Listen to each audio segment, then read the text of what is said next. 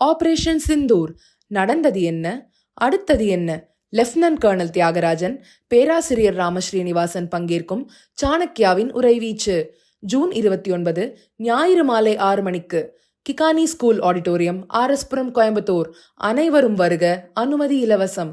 வங்கதேசத்துடன் செய்து கொண்ட கங்கை நீர் பகிர்வு ஒப்பந்தத்தை மாற்றியமைப்பது குறித்து மத்திய அரசு பரிசீலனை செய்து வருகிறது. சிந்து நதிநீரை பகிர்ந்து கொள்ள இந்தியா பாகிஸ்தான் இடையே ஒப்பந்தம் செய்யப்பட்டிருந்தது. பெஹல்காம் பயங்கரவாத தாக்குதலுக்கு பதிலடியாக அந்த ஒப்பந்தத்தை நிறுத்துவதாக மத்திய அரசு அறிவித்தது. இதனால் பாகிஸ்தானில் வறட்சி ஏற்படும்.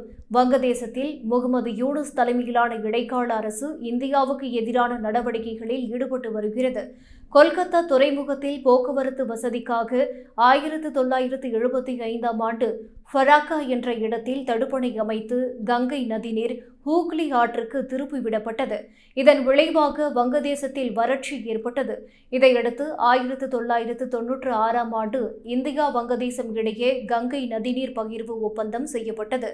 வங்கதேச எல்லையிலிருந்து 10 கிலோமீட்டர் தொலைவில் கங்கை நதியின் கிளை நதியான பகீரதி ஆற்றில் தடுப்பணை கட்டப்பட்டது.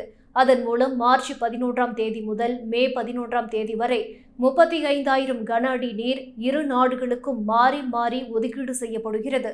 தற்போது இந்தியாவின் தேவை அதிகரித்துள்ளதால் கூடுதலாக 30,000 முதல் 35,000 கன அடி தேவைப்படுகிறது. வங்கதேசத்துடனான 30 ஆண்டுகால கங்கை நதிநீர் பகிர்வு ஒப்பந்தம் அடுத்த ஆண்டு காலாவதியாகிறது. இந்த ஒப்பந்தத்தை புதுப்பிக்க பரஸ்பர ஒப்புதல் தேவை. இந்தியாவுக்கு எதிரான நடவடிக்கைகளில் வங்கதேசம் ஈடுபடுவதால் அந்நாட்டுடனான கங்கை நதிநீர் பகிர்வு ஒப்பந்தத்தை மாற்றியமைப்பது பற்றி மத்திய அரசு பரிசீலித்து வருகிறது.